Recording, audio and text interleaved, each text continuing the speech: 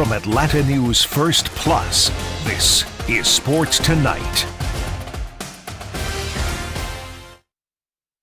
Welcome into Sports Tonight. I'm Bailey Burmaster alongside Lee Smith. What's your up? Wednesday edition of Sports Tonight. We have a lot of fun stuff to get to, so let's just dive right into it, Lee. Starting with college football, and all feels right in the world because once again, Georgia is all the feels top right dog. in dogland. I don't know in the world, but all feels right in dogland. What this tells me now that they're number one, and you can disagree or agree, but I think the committee was waiting to see how this game, Ole Miss, because I don't want to downplay Auburn or Florida, but this was the one that was probably circled, was going to be a matchup, and I think the fact Georgia straight up throttled Ole Miss is what pushed them back to number one. Oh, for sure. Come on.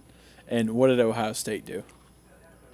Yeah. That's the thing. I mean, yes, Georgia definitely. It's not even close. I really don't understand why they moved to number 2 in the beginning. I mean, I guess they just the CFP wanted some kind of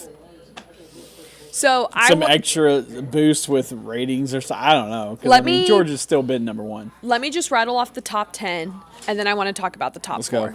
So Georgia 1, Ohio State 2, Michigan 3, Florida State 4, Washington 5, Oregon 6, Texas 7, 8 Bama, 9 Mizzou, and 10 Louisville. So your top 4, Georgia, Ohio State, Michigan, Florida State. I have a hot take. Maybe it's not a hot take. I think that's exactly how the top 4 ends. Oh, okay. And maybe I'm going off of what I would like to see happen. I would love to see a matchup between Georgia and Michigan and Ohio State and Florida State, which ultimately leads to a Georgia-Ohio State national championship game because I would love a replay of last year's playoff game. I would if C.J. Stroud was still the quarterback, but not with Kyle McCord, no. But they still have, what's his name, Marvin Harrison. Yeah, of course they've got Marvin, but you got to have somebody give him the ball. He can't throw it to himself. Dude, they're still undefeated. I know, yes. The top 5 teams, all 10-0. Cool, they beat a 3-loss Notre Dame team. Awesome. Okay, so what is your top 4? How do you think it all ends? I don't know. Are you mad Bama's just not going to be in it? There's too much that can still happen. So you're an Alabama fan. I am. We're not. We are all very open about who our fans are. Who we're fans okay, so here. first of all, I think Georgia. If Georgia wins out, they're obviously in. Mm-hmm. I think the only one that hasn't. Is there a way that Florida State wins out and doesn't get in? Because I really think that if Georgia wins out, they're clearly in. If Ohio State or Michigan win out, they've got to be in because they would be the conference champion and they'd be undefeated. And then you would have, if Washington wins, I think they're in. If Oregon wins, they're probably in. So my question is, do we actually believe in the Washington Huskies? I mean, they haven't lost yet. So So this is what their ranked wins are. I think their strength of schedule, though, is actually higher than Oregon's. I think it's higher than Oregon's. I'm not impressed by their schedule here. I will read it off to you. They beat Boise State. They beat Tulsa. They beat Michigan State. Well, look, they won the one game they had. They beat Cal. They beat Arizona. They beat Oregon 36-33. That is a big win. Was that at home or was that at Oregon? That is at home. Okay. But I will give that to them. Okay. Arizona State, Stanford, USC. No. They don't have a defense. Listen, and Utah, then they beat Utah, who's ranked 18th. But, guess what? Oklahoma State is also ranked in the top 25, and they lost to South Alabama and just got throttled by UCF after beating Oklahoma. So, I don't know. Look, I don't. I get why they're in the top 4. I'm going to be completely biased right here. Okay, go for it. I don't believe in any Pac-12 team until they actually beat someone from the SEC. I'm with you. I just don't. Or even the Big Ten. I'll take even if they beat somebody from the Big Ten because when's last time Oregon was? I mean, it seems like it's every year. Oregon's up there, and then they play someone who's truly top 3, 4, and then they get throttled. Mm-hmm. I mean, last year to start the season, they got dominated by Georgia. But to be fair, Georgia was far and away the best team last year. So I honestly don't know because there's too many variables to. I mean, too many. Because of course, I would love my team to be in it. Correct. And I think if they beat Georgia, I think there's actually even still somehow an outside chance that they don't get in. Yeah. because the committee would be like, oh, well, we have 4 undefeated and conference champions. So here's my thing. But the problem I have with that is if you can actually look at where they started the season, not even having a quarterback for the first month of the season, and then making it to beat the best team that's been in college football for the last 3 years. Okay, so hold on. You're bringing up great points because this is my question. What happens if we get to the SEC championship and Georgia loses? And now you have a Bama team with most likely 1 loss and a Georgia And that would team have with to 1 be the loss. best win of anyone the entire year. It would have to be, right? Because you beat the 26. To play devil's advocate, it would be dependent on the Ohio State-Michigan game.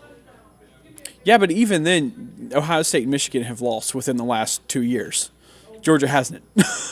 So, That's fair. and I know we technically can't treat past seasons and take that into consideration for this hold season. on. I get your point. But they are literally the bar right now in college football. Okay. So I get your point, which brings up the original To question me, again. I think what do you do? they deserve it over Washington, even if Washington wins Okay, out. but here's the problem. I think the committee would have a hard time choosing between Georgia and Alabama in the top 4 when both have been historically really good. Right. So as of Well, but recently, here's the Georgia, thing. hold on. As of recently, Georgia has been the top dog, so you feel like they would lean that. But I agree with you in the sense that if Alabama were to win that game, Alabama should have that edge because that's a massive win. But what is the committee going to do? That's chaos. Well, the thing is, Alabama hasn't jumped Texas for the simple reason that they lost to them earlier. And literally, the second game of the season, and okay, Texas dominated that night. They were the better team that night. But right now, if they played even, I think if we go to play at Austin, I think Alabama wins the game. I don't even think it's really close. I think it's at least a 14-point game because our quarterback actually has developed way past what he was in September. And then our offensive line's been shored up. The defense is firing on all its. So I mean, right now I'd take Alabama versus anybody. And guess what? We'll find out if they're really legit in 3 weeks when they play Georgia. Yes, we will. But if they win, I just don't see how you can keep them out. But everyone, of course, is going to say, well, if you have 4 conference champions and they're undefeated, how is Alabama going to be there? Because they haven't jumped Texas because Texas had the head-to-head. So how can you keep Alabama out if they beat Georgia? Because that would be head-to-head. But here's what's even more interesting about the Texas point. The Big 12 is an absolute shambles. Right. So, I don't even... Because, hold on, I want to pull up who's remaining on Texas's So, schedule literally, right if now. Alabama didn't play Texas earlier this year, it wouldn't even be a discussion. So, let's keep in mind, the games left for Texas is at Iowa State. Ames is difficult to play in. 2011, when they took down Oklahoma State. Yes, I don't want to talk about it. I don't want to talk about it. I just want you to know I was a junior that year, and I was at Alabama, and that was the craziest set of events. Yeah, because I don't know if people know, but awesome. Oklahoma State in their athletics program had a plane crash that year, and that really threw everyone in a fizzy. Was that also? Yeah, that was the year they had Brandon Whedon, right, and Justin Blackman, I think. Yes, it was the only game we lost. I'm biased, but we should have gone to the national championship that year, and I believe we would have played either Bama or LSU. No, you would have played LSU because Bama wouldn't have made it. Yeah, it was LSU. It was LSU, and yeah, that was a hard year because that's the only game we lost.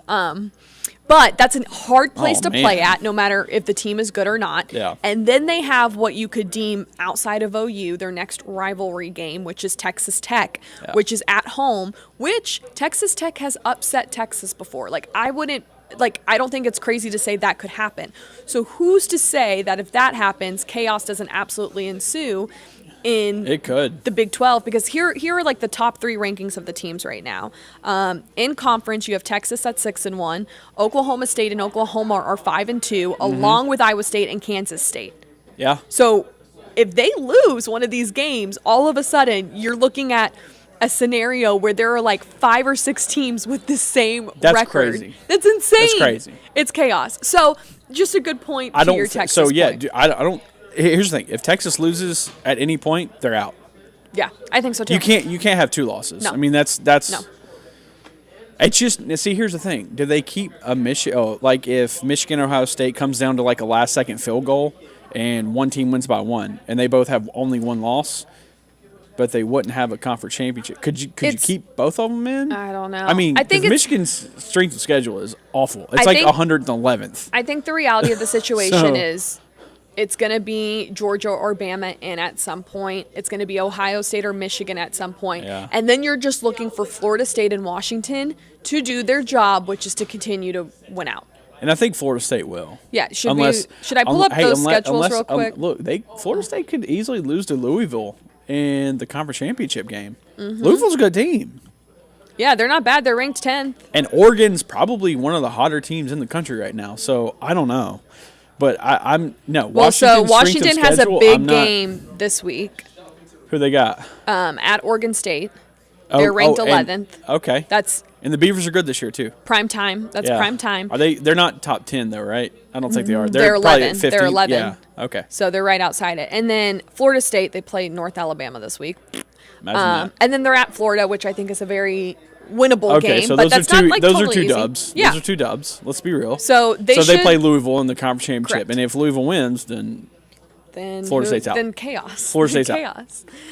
Okay, let's continue to switch gears. Cool. We're going to continue to talk college football, but a little more local angle here. Georgia State with a big game this weekend on Saturday. I believe it's an 8:00 kick. yes, And they will be taking on Saturday night in Death Valley. LSU. Good luck. Godspeed. That Oh, is going to good be luck. a tough task. But, whether they win or lose, I'm eager to see how Darren Granger plays. I think he's been a little up and down recently, and this team kind of Yeah. seems to go as he goes. So can he kind of show out in Death Valley? I think that would be, win or lose, they could get something I think really anybody going. can this year with LSU's defense. Yeah, ain't that the truth? I think they've got Do potential. you ever feel bad for Jaden Daniels? No. I mean, okay, biases aside. Objectively, yes. Because, Subjectively, absolutely he's really not. talented, but, Sure. And guess what? If LSU was undefeated, he'd win the Heisman Trophy hands down easy, and it wouldn't even be a contest because of his rushing yards and his rushing touchdowns. It's crazy. The dude is an absolute beast. I saw what he did 2 weeks ago against Yeah. Alabama.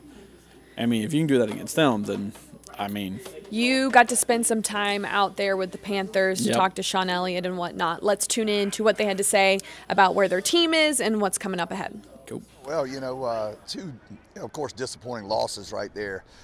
Didn't play particularly well in either of those contests, and ultimately you got to this stage of the season you've got to be hitting and playing well. But they were two very good teams. We went up against two very good teams, and sometimes that's tough. That's tough, and I think that the better team beat our tails. But our team, we got good morale. We got good players, and when I say good players, they got great attitudes right now. Our practice we just got finished up with was fantastic. I mean, so our attitude is great, and we get a chance to go down to LSU Saturday night at 8 o'clock and go play in front of the doggone Bayou Bengal crowd, and that's going to be a fun experience for us. We're going to go out there and play hard and fight our tails off and see just what happens. What do you guys expect from the crowd? I mean, I know it's obviously everybody knows it's going to be raucous. I mean, it's a Saturday game in LSU. But I mean, it's like I said, you go play LSU at 8 o'clock at night, then you're going to experience something. And I've done it a few times in my career. I think it's an experience that if you're a college football team or college football fan or college football coach, you always want to go and do it. And so I told our players right there, I said, what an awesome opportunity to go down there. And I think it's one of the greatest traditional stadiums and programs in all of college football. what kind of challenge does that present, though? I mean, obviously, it's going to be crazy. And I mean, I guess most of these players might not have been in an atmosphere like that yet. I don't know. I don't think the noise, and I don't think, in this day and age, there's so much hand signaling, and so, that doesn't affect you all that much. Sure, it's going to have a little bit of effect on us. Those players across the ball are going to affect us a lot more than the crowd. Just don't let Michigan get hand signals. I guess, what does it say about the conference overall, where you've got, an Appalachian State that it might not seem like it's their year, and then boom, they hit their shot. Yeah. I mean, and then James Madison, of course, they just. Yeah, there's a lot of parity in our conference. A lot of good football teams. I mean, from top to bottom. I mean, Coastal Carolina's probably playing as good as anybody. That it was our first conference win at their place, and it's just it's awesome to see, because the Sun Belt Conference, our kind of motto right there is we're rising, and our conference it's a great conference. It's a regional conference, which makes it always exciting every Saturday. But we've got good coaches and great players in this league, and it's really good football. right here, a home stretch, November. Maybe not where you want to be at, obviously, but I mean, kind of just assess the whole season from start to now. Well, here we are. We're sitting here, and we're 6-4.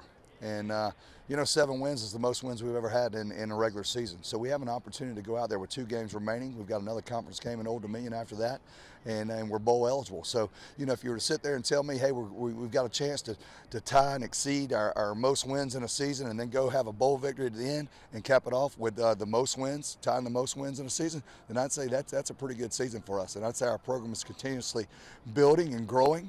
We're certainly not where we want to be, and we love to be playing in a conference championship, but it didn't happen like that. We're not going to sulk. You got to move on.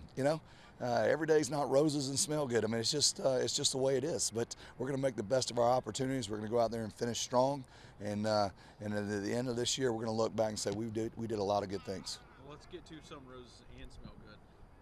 Who have you seen step up last couple of weeks, or maybe just continuing their success from the start of the season all the way to now, consistency? Well, that's very easy. You look at all of our senior players, the guys that are older around here have done a marvelous job in leading our football team, starting with John Trey Hunter and, guys like Travis Glover, Darren Granger, Marcus Carroll, those guys, the guys up front, Avery Reese and, John Brown, those guys, they make the things go.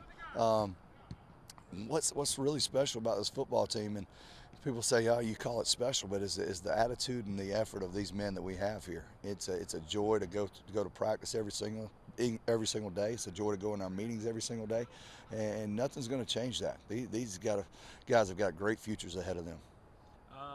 Not exactly sure how familiar you are with Brian Kelly, if you might have had any history with him, any relationship. I have no idea. Fantastic.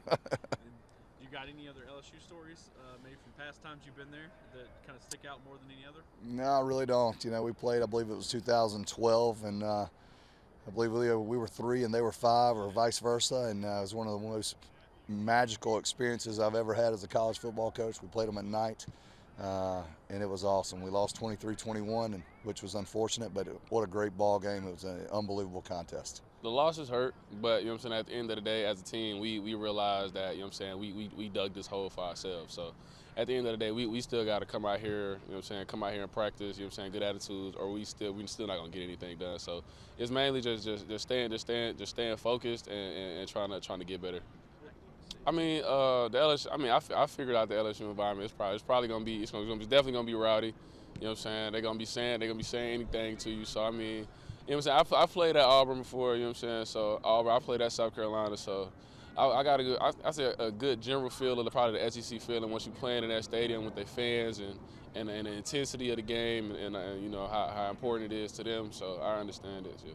So I guess after this one overall? I mean, for us, it'll mean a lot, especially do something that's never been done before, just like what we did this year, even with our start. Even though the end of the season, we had some bumps in the road, but even starting the way we did, our team is real excited trying to get that next win. So that's our main focus, just trying to keep going right now. I guess for you personally, what do you want to get out of the rest of the season? Man, I just want to win out for real. Especially my last year, especially my brothers. Just give everything I got. To me and my boys. I mean, it's plenty of moments throughout the games that you can tell to try to explain it and how intense it can be, but it's especially if you haven't been in it, stepping into it, it's a totally different ball game for especially for the younger guys. I probably know. The surprising thing is, everybody's come each day this week, excited, ready to get back to work. And, we probably didn't have that in past years, where we go through some adversities, some lump in the season, and, just people getting down. But, the morale of the team's been high, everybody's been excited, high energy at practice. So, I think we're feeling good going into the game. Most everything you've seen so Yeah. far. It's, like he said, we play Auburn, we played South Carolina last year, and I played some ACC schools too. So, I've been in those type of environments, and, like if you want to tell the young guys anything, just, if they make a big play, just know you're not going to be able to talk to the person next to you. It gets real loud, and, it's a different environment, than what you're going to be accustomed to, and, it's going to be a great experience for them. Just go out on top, we got 3 ball games left, like including the bowl game, and, just go out on top, try to win the rest of these games, just go out there and compete the best we can. And, just finish the season off right, and just another thing, just with this being my last season, just creating memories with my guys, creating those special moments that you'll never forget. So, just spending time with those guys and, just having fun. Yeah, it's always, special to be the, first ever to do something at this program with it being so young. So, it'd be special for us, be considered one of the best teams to ever come through here.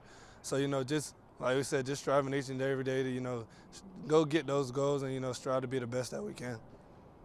And I guess for you.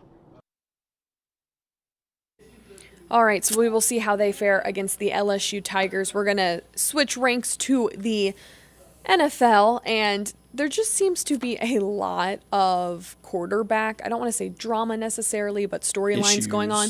Let's start with the biggest one of the day. Deshaun Watson is done for the year.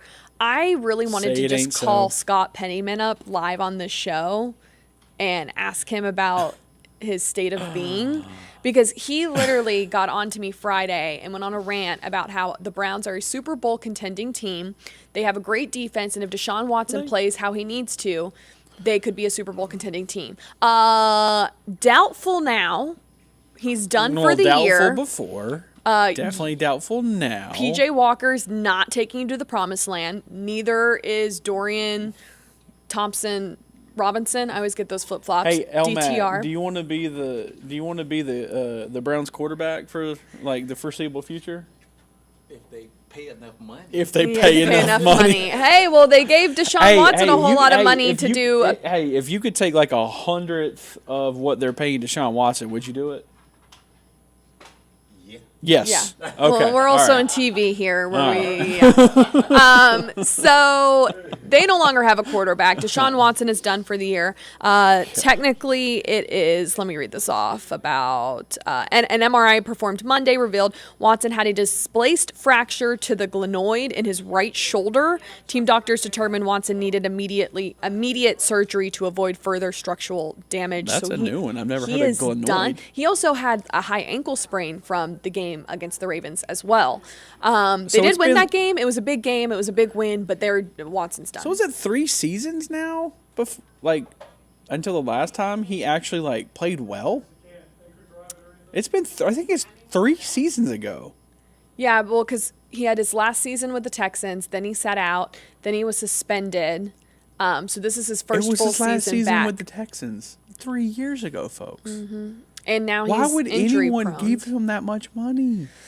Well, they're stuck with him. And the Falcons almost did. That's the bad part. They really wanted him. They dodged a bullet there. I think they really should have gone on Lamar Jackson, but hindsight, of course, is 2020. But could you imagine if the Falcons actually signed Deshaun Watson? Shoulda.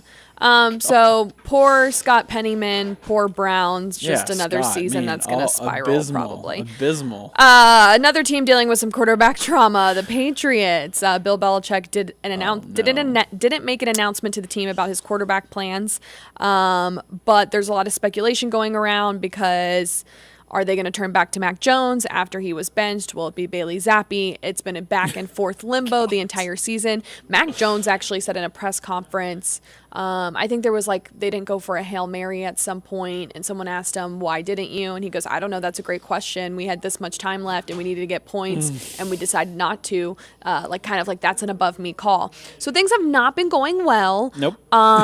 I don't think Mac Jones is the greatest, but I also think there is a fracture in this relationship with the Patriots. Everyone's asking this question, Lee. I'll put the ball in your court. Bill Belichick, is he back next year?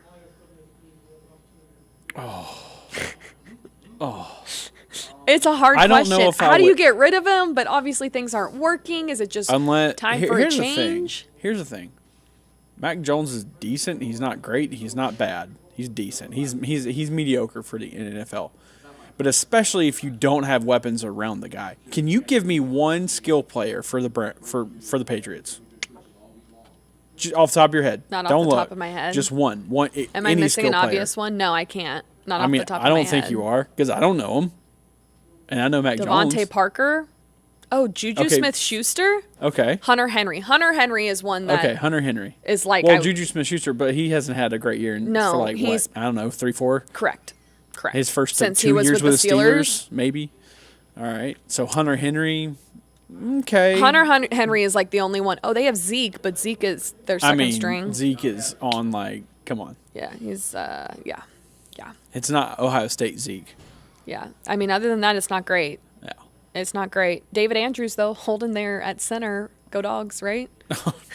Something like that. He's literally been there for years. Good job, David. Anyway, good job, David Andrews. But yeah, so I mean, I don't know. I don't think they can justify him coming back. But like, how do you fire the greatest like NFL coach of all time? Yeah, it's a hard place to be. I think he has to walk out on his own terms, right? You at least let him have that, right? Yeah, we'll see. We'll see. I want to get to this one real quick before we move gears to some basketball. Aaron Rodgers, who knows what miracle voodoo things he's doing, but apparently he thinks he's going to play this season again, and he very well could. Yeah. And Robert Saleh has said that if he is medically cleared by doctors, Rodgers will play again. He's going to let Rodgers play That's because Rodgers is crazy. a grown man. He can make his own decisions. He knows what's best for him. Despite turning 40 on December 2nd or 3rd. So Congrats on being 4 decades old. if he can heal and play, he can heal and play. All right, we're going to breeze through this one. The Hawks off to a good start. The in-season tournament started. They beat the Pistons Tuesday 126-120. And they did it without Trae Young. Congrats Yep. to Trae Young. He just had his second baby, this time a girl. Her name Teal, so a little family of 4. But they got it done. DeJounte Murray put up 32 points, 10 assists. So they were moving. Hey, if he can show up like that, they're gonna have a good season. Yeah, we'll see if they can keep it going. All right, the best part of the show probably. Lee, what is on your mind? I just want the world to know, and I know he's not here right now, which kind of really makes me sad.